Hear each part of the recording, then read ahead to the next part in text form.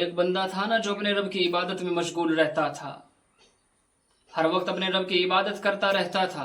اور عبادت کس طریقے سے کرتا تھا؟ عبادت اس طریقے سے کرتا تھا کہ حضرت جبرائیل اس کو دیکھتے تو اس سے پیار کرنے لگتے، اس سے محبت کرنے لگتے تھے۔ ایک مرتبہ کیا ہوا، یعبد ربہ، اپنے رب کی عبادت میں مشغول، حضرت جبرائیل نے اس کو دیکھا تو اس سے پیار کر بیٹھے، اس سے محبت کر بیٹھے، اور دل کے اندر یہ تڑپ پیدا ہوئی کہ میں اللہ کے اس نیک بندے سے ملاقات کرنے کے لیے جاؤں۔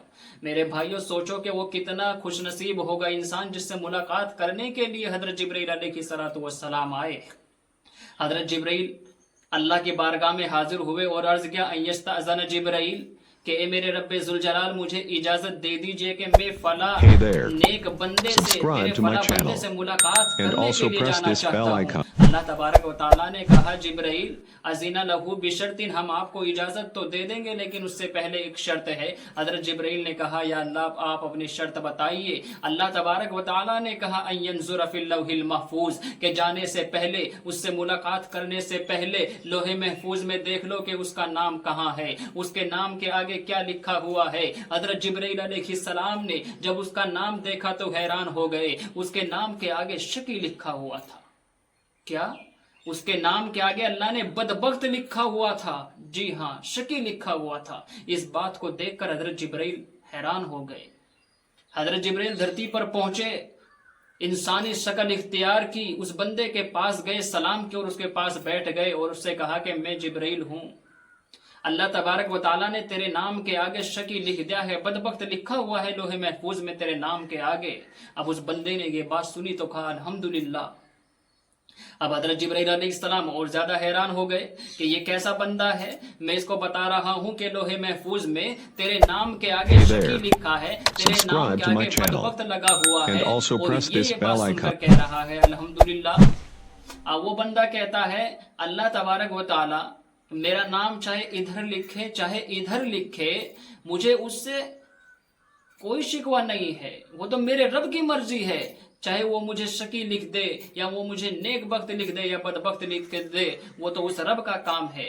مجھے تو صرف اس بات کی تسلی ہے کہ اس رب نے مجھے اس قابل تو سمجھا کہ میرا نام لکھا ہوا ہے، مجھے صرف اس چیز کا دلاسا ہے۔ اب حضرت جبرائیل علیہ السلام نے سوچا، فسن جبرائیل ان یسمع، کہ اس نے میری بات شاید اچھے سے نہیں سنی، فعاد کلامہ، حضرت جبرائیل نے دوبارہ کہا کہ اے اللہ کے نیک بندے، تیرے نام کے آگے اللہ نے شقی لکھا ہوا ہے، لوح محفوظ میں تیرے نام کے آگے بدبخت لکھا ہوا ہے۔ اب اس نے پھر دوبارہ کہا الحمدللہ۔ حضرت جبرائیل علیہ السلام یہ بات سن کر اور زیادہ حیران ہو گئے، فتعجب جبرائیل، حضرت جبرائیل کو اور زیادہ تعجب ہوا کہ یہ کیسا بندہ ہے۔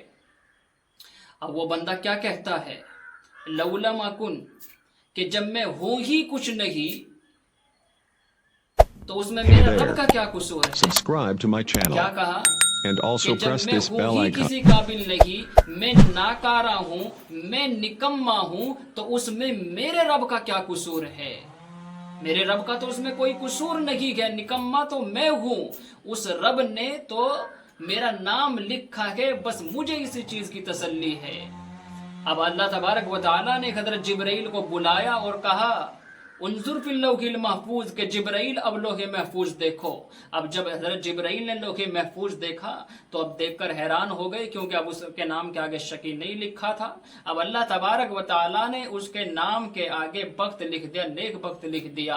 حضرت جبرائیل نے پوچھا، یا اللہ یہ کیا ماجرا ہے، پہلے شقی لکھا ہوا تھا، بدبخت لکھا ہوا تھا، اب نیک بخت لکھا ہوا ہے۔